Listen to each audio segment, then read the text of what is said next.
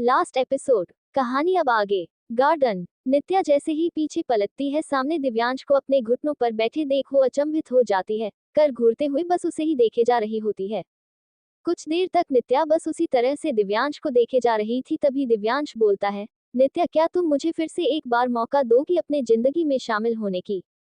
ये बोलते हुए दिव्यांश एक बेहद ही महंगी डायमंड रिंग नित्या की तरफ बढ़ा देता है और नित्या के जवाब का वेट करने लगता है। नित्या एक एक कदम चलते हुए दिव्यांश के सामने आकर खड़ी हो जाती है और आंखों में आंसू भरे बोलती है, आप ये सब क्या बोल रहे हैं दिव्यांश।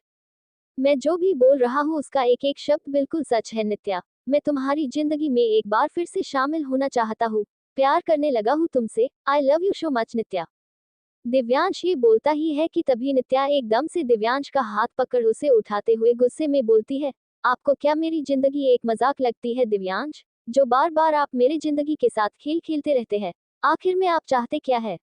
आप मुझे एक बार बोल दीजिए। अगर आप मुझे हर दिन टॉर्चर करके मारना चाहते हैं तो फिर ठीक है ना, मैं एक ही बार में खुद का जान ले लेती हूँ। पर प्लीज दिव्यांश इस तरह से बार बार मुझे टॉर्चर तो मत कीजिए।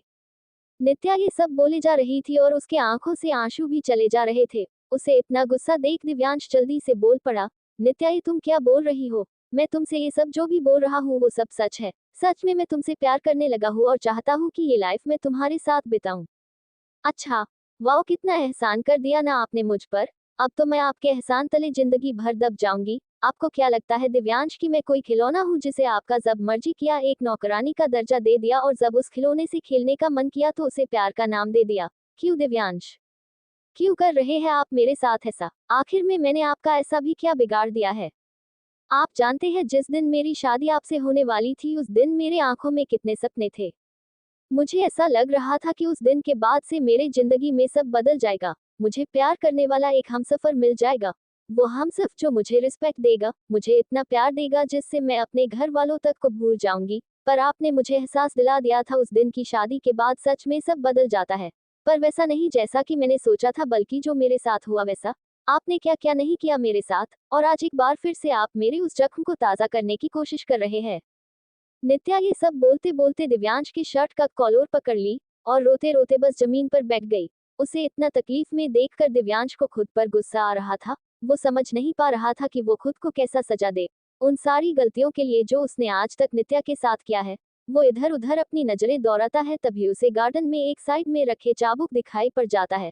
उसे देखते ही वो तेजी में उस तरफ बढ़ उस चाबुक को उठाकर नित्या के सामने आ खड़ा हो जाता है और बोलता है, तुम बिल्कुल सही बोल रही हो नित्या। मैंने तुम्हें आज तक बस तकलीफ ही दी है और इसीलिए आज मैं हर उस एक तकलीफ के लिए खुद को सजा दूंगा। तुम्हारे हर एक आंसू के लिए मैं खुद को सजा दूंगा।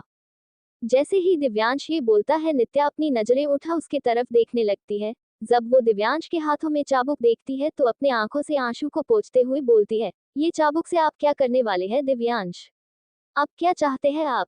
मैं इस चाबुक से खुद को सजा दूंगा नित्या, तुम्हारी हर उस एक तकलीफ के लिए जिसका जिम्मेदार मैं हूँ। मुझे पता है मैंने जो तुम्हारे साथ किया है उसे तो बदल नहीं सकता हूँ और ना ही तुम्हारे दर्द को कम कर सकता हूँ। पर मैं खुद को सजा देकर खुद की नजरों में देखने लायक तो बन सकता हूँ ना। मैं खुद की नजरों से भी गिर गया हूँ। इतना कह दिव्यांश अपने शर्ट का बटन खोलने लगता है। ये सब देख कर नित्या झट से अपने आंसू को पोंछ उठ खड़ी हो जाती है और हड़बड़ाते हुए कहती है, ये क्या बेवकूफी है दिव्यांश। आपको क्या कभी कुछ बात समझ नहीं आती है। देखिए आप ऐसा वैसा कुछ भी नहीं करेंगे। ये सब करने की कोई जरूरत नहीं है आपको। छोड़िए चाबुक को।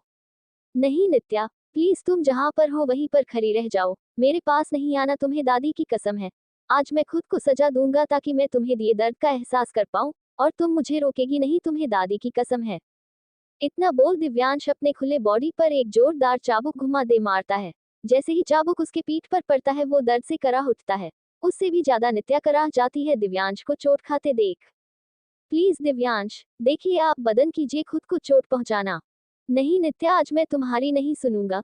तुम्हें जो मैंने तकलीफ दी है उसका एहसास है मुझे और इसीलिए आज मैं ये सजा खुद को देकर तुम्हें यकीन दिलाऊंगा कि मैं सच में बदल गया हूँ। मैं सच में तुमसे प्यार करने लगा हूँ। ऐसे करने से क्या आपका प्यार साबित हो जाएगा दिव्यांश। देखिए ये बच्चों जैसी हरकत करना बंद कीजिए। घर वालों के बारे में तो सोचिए। प्लीज बंद कीजिए खुद को मारना। नित्या बहुत समझाने की कोशिश कर रही थी, पर उसकी हर कोशिश बेकार जा रही थी। दिव्यांश हिट के बाद एक चाबुक खुद पर बरसाए चले जा रहा था। उसकी पीठ, बाहर जगह से अब खून बह निकले थे। दिव्यांश को इतनी तकलीफ में देखकर नित्या खुद को रोक नहीं पाए और दौड़कर वो जा दिव्यांश के सीने से चिपक गई और अपने दोनों हाथों से दिव्यांश की पीठ को झांपते हुए बोले जा रही थी, मैं आपको खुद को इस तरह सजा नहीं देने दूंगी दिव्यांश, अगर आपको मारना है तो मारिए पर मैं नहीं हटूंगी आपसे दूर।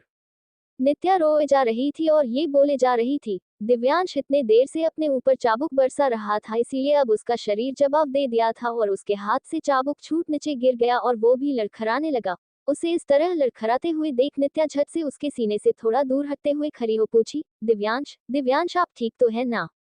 तभी दिव्यांश पूरी तरह से जमीन पर गिर गया। उसे नीचे गिरे देख नित्या बहुत घबरा गई और खुद जमीन पर बैठते हुए उसके सर को अपने गोद में ले रोते हुए ही बोले जा रही थी, दिव्यांश, दिव्यांश प्लीज अपनी आंखें खोलिए, दिव्यांश आपको इस तरह से कुछ भी नहीं हो सकता है, हे भोलेनाथ अब मैं क्या करूं? दिव्यांश तो बेहोश हो गए हैं, इन्हें इतनी चोटें आई है, मैं घर में भी किसी को नहीं बता सकती हूँ वरना वो लोग दिव्यांश को इस हालत में देखकर बहुत डर जाएंगे। हाँ मैं एक काम करती हूँ, दिव्यांश के फैमिली डॉक्टर को कॉल करके घर पर बुला लेती हूँ। हाँ उनका नंबर हमेशा मिस्टर दिव्यांश अपने मोबाइल में सेव ही रखते हैं। इतना सोच नित्या झट से दिव्यांश के पॉकेट से मोबाइल निकाल डॉक्टर को कॉल कर घर पर बुला लेती है और खुद जैसे तैसे दिव्यांश को संभालते हुए उठाकर गार्डन में ही बने एक छोटा सा घर, जिसके चारों तरफ कुछ नहीं था बस ऊपर एक छपरा डिजाइन का बना हुआ था, उसके अंदर ले जाकर खटिया पर लिटा दी। दिव्यांश बेहोशी के हालत में भी बस बार बार नित्या से यही बोले जा रहा था कि वो उससे बहुत ज्यादा प्यार करता है, वो उसके बगैर नहीं रह सकता है। अब ये सब सुन सुनकर नित्या को और भी रोना आ रहा था। वो दिव्यांश के हाथ को कसकर अपने हाथों से थामे हुए बोले जा रही थी, प्लीज दिव्यांश मैं आपको कुछ भी नहीं होने दूंगी, सब मेरी गलती है, मुझे आपसे ये सब नहीं कहना चाहिए था।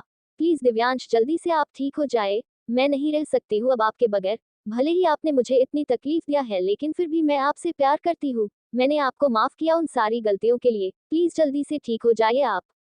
अभी नित्या ये सब बोल ही रही थी कि तभी पीछे से डॉक्टर आते हुए बोले, मिसेज राजपूत आपने मुझे कॉल करके बुलाया था। डॉक्टर की आवाज सुनते ही नित्या झट से पलट कर पीछे देखने लगी और डॉक्टर को देखते ही वो बोली, हाँ डॉक्टर मैंने ही आपको कॉल किया था, वो देखिए ना मिस्टर दिव्यांश बेहोश हो गए हैं, मैं कब से उन्हें होश में लाने की कोशिश कर रही हूँ पर वो होश में नहीं आ रहे हैं, प्लीज आप जल्दी से देखिए ना इन्हें। ओके, आओ घबराए मत मैं देखता हूँ। डॉक्टर इतना बोल दिव्यांश को चेक करने लगता है और जैसे ही उन्हें दिव्यांश की पीठ पर इतने सारे जख्म दिखाई देते हैं वो हैरान होकर नित्या से बोलता है, ओह गॉड इन्हें तो बहुत चोट आई है, लगता है ये इन चोट की वजह से हो रहे दर्द को बर्दाश्त नहीं कर पाए इसीलिए बेहोश हो गए हैं। आप एक काम कीजिए जल्दी से जाकर गर्म पानी ले आइए, मैं इन घाव को साफ करके इन पर एक क्रीम लगा देता हूँ और इनके दर्द को कम करने के लिए कुछ एक मेडिसिन दे देता हूँ, आप इन्हें खिला दीजिएगा और कुछ कुछ घंटे में इन जख्मों की सफाई करके वापस से शो क्रीम इस पर लगा दीजिएगा, इससे जख्म सुबह तक भर जाएंगे और दर्द भी खत्म हो जाएगी। जी डॉक्टर, आप मुझे दवाई दे दीजिए। डॉक्टर नित्या को दवाई देकर वहां से चले जाते हैं। उनके जाने के बाद नित्या पूरी रात वहीं बैठकर दिव्यांश की केयर करती रही, रह रहकर उसके जख्मों को साफ करती और जब वो दर्द से कारहता तो नित्या के आंसू बह निकलते। वो पूरी रात एक बार भी नहीं सोए। सुबह के लगभग 4 बजे के आसपास उसकी आंखें लग गई। तभी दिव्यांश को अब धीरे धीरे होश आने लगा था। जब वो अपनी आंखें खोलता है और सामने नित्या को बड़े ही मासूम चेहरे के साथ सोए हुए देखता है तो वो बस उसे ही देखता रहता है और मुस्कुराते हुए उसके खुले बालों को अपने हाथों से संवारते हुए कान में पीछे करने लगता है। दिव्यांश के टच से एकदम से नित्या की नींद खुल जाती है और दिव्यांश को होश में देख वो खुश हो बोलती है, दिव्यांश आपको होश आ गया, आप ठीक है ना, आपने तो मुझे डरा ही दिया था। अब मैं ठीक हूँ नित्या, मुझे दर्द भी नहीं हो रहा है। जैसे ही नित्या देखती है कि दिव्यांश होश में आ गए हैं तो वो एकदम से हड़बड़ाते हुए पूछने लगती है कि वो अब कैसा है। उसे इतना परेशान देख दिव्यांश धीरे से बोलता है कि वो अब ठीक है, अब उसे दर्द भी नहीं हो रहा है। दिव्यांश की बातों को सुनने के बाद नित्या को उस पर बहुत गुस्सा आ गया और वो झट से खटिया पर से उठकर खड़ी हो बोली, आपको बहुत मजा आता है ना मुझे तकलीफ देके, हर बार कुछ ना कुछ ऐसा जरूर करते हैं जिससे मुझे तकलीफ हो। मुझे हट पहुंचे, ठीक है आपको अब जो भी करना है आप कीजिए, मैंने आपके जख्म पर मरहम लगा दी है, अब आप खुद उठकर अंदर जा सकते हैं और ये दवाई डॉक्टर ने 2 टाइम आपको खाने को बोली है, मैं उसे यहाँ रख देती हूँ, आप ले लीजिएगा। अब से मेरा आपसे कोई रिश्ता नहीं है, दोस्ती का भी नहीं, मैंने फैसला किया है कि मैं आज ही अपने घर वालों को हमारी शादी की सारी सच्चाई बता दूंगी, उसके बाद मैं उनके साथ यहाँ से हमेशा हमेशा के लिए चली जाऊंगी। इतना बोल नित्या आंखों में आंसू लिए वहां से घर की तरफ जाने के लिए बढ़ गई, लेकिन तभी दिव्यांश लेटे लेटे ही नित्या के कलाई को पकड़ लेता है और मासूम भरे आवाज में बोलता है, क्या नित्या मैं तुम्हें सच में इतना बुरा लगता हूँ जो कि अब तुम मेरे साथ भी नहीं रहना चाहती हो? दिव्यांश के सवालों को सुन नित्या पीछे पलट उसके तरफ देखने लगी और फिर बोली, मैं आपको पसंद करूं या ना करूं क्या इसका हक है मेरे पास? तो क्या फायदा ऐसे सवाल का दिव्यांश? देखिए अब आप इस रिश्ते से आजाद है। आप जैसे चाहे अपनी जिंदगी बिता सकते हैं। आपको मेरे रिश्ते का बोझ अब नहीं ढोना पड़ेगा और ना ही किसी तरह का गिल्टी फील होगा। प्लीज मेरा हाथ छोड़ दीजिए, जाने दीजिए मुझे। ये हाथ मैं उस वक्त तक नहीं छोड़ूंगा नित्या जब तक मेरी सांसें बंद नहीं हो जाएगी। हाँ मरने के बाद तुम मुझे बेशक छोड़कर चली जाना, पर हाँ मैं चाहता हूँ कि जब भी मेरी मौत आए तुम मेरे आंखों के सामने हो, ताकि मैं तुम्हें देखकर सुकून से मर सकूं। दिव्यांश के मुंह से इस तरह से शब्द सुन अब और नित्या खुद को नहीं संभाल पाए और झट से खटिया पर बैठ दिव्यांश के सीने से लिपट कर रोने लगी। दिव्यांश नित्या को इस तरह से रोते देख हल्के मुस्कुराते हुए बोला, क्या हुआ मिस बकबक? अभी तो तुम मुझे छोड़कर जाना चाहती थी और अभी मेरे मरने की बात सुनते ही रोना शुरू कर दी। बस कीजिए दिव्यांश, अब और नहीं रह सकती हूँ मैं आपसे दूर। आपको क्या मुझे तकलीफ देना अच्छा लगता है? आपको यही सुनना था ना कि क्या मैं अपनी जिंदगी में आपको शामिल करना चाहती हूँ या नहीं? तो सुनिए, हाँ मैं अपनी उड़ी जिंदगी बस आपके साथ बिताना चाहती हूँ। आपके साथ हर एक पल जीना चाहती हूँ। करने लगी हूँ मैं आपसे प्यार। नहीं देख सकती हूँ आपको तकलीफ में। ये सब सुनते ही दिव्यांश तो मानो खुशी से पूरी तरह ठीक ही हो गया हो। वो एकदम से खटिया पर उठकर बैठते हुए नित्या के आंखों में आंखें डालकर पूछा, अभी अभी तुमने क्या कहा नित्या? क्या तुम मुझसे सच में? हाँ मैं आपसे सच में प्यार करती हूँ, वो भी ढेर सारा। मुझे नहीं पता कैसे हो गया, पर हाँ अब नहीं रहना चाहती हूँ मैं आपके बिना। भले ही आप मुझे कितना ही परेशान क्यों ना करे, पर फिर भी मैं आपके साथ ही रहना चाहती हूँ।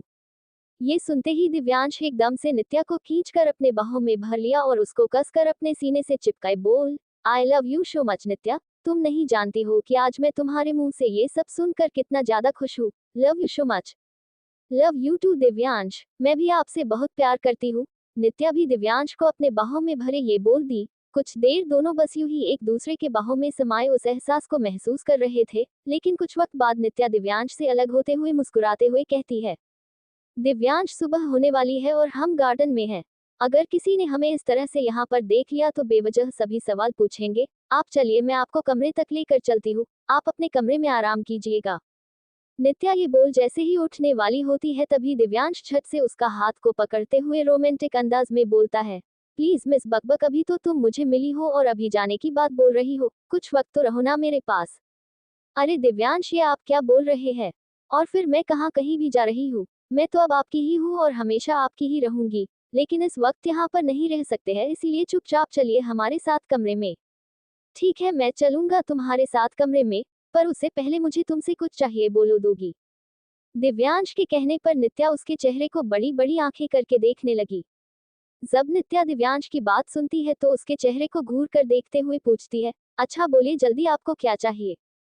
नहीं पहले तुम मुझसे प्रॉमिस करो कि मुझे जो चाहिए वो मुझे तुम दोगी, तभी मैं यहाँ उठूंगा भी और तुम्हें जाने भी दूंगा। दिव्यांश को बच्चों की तरह हरकत करते देख नित्या को हंसी आ गई और वो हंसते हुए ही बोली, ठीक है बाबा, मैं आपसे प्रॉमिस करती हूँ कि जो आपको चाहिए मैं दूंगी, अब बोलिए भी सही। ये सुनते ही दिव्यांश नित्या के कमर पर अपना हाथ रख उसे थोड़ा अपने करीब खींच लेता है और बोलता है, मुझे एक किस चाहिए। जैसे ही ये बात नित्या सुनती है और दिव्यांश के हाथ का स्पर्श अपने कमर पर करती है वो पूरी तरह से नर्वस हो जाती है। उसके पूरे शरीर में कर्ट सा दौड़ने लगता है, चेहरा शर्म के मारे लाल हो जाता है और नजरें झुक जाती है। बोलो मिस बकबक क्या तुम तैयार हो? देखो तुम अपने बात से पीछे नहीं हट सकती हो। तुमने अभी प्रॉमिस किया था कि मैं जो मांगूंगा तुम मुझे वो दोगी।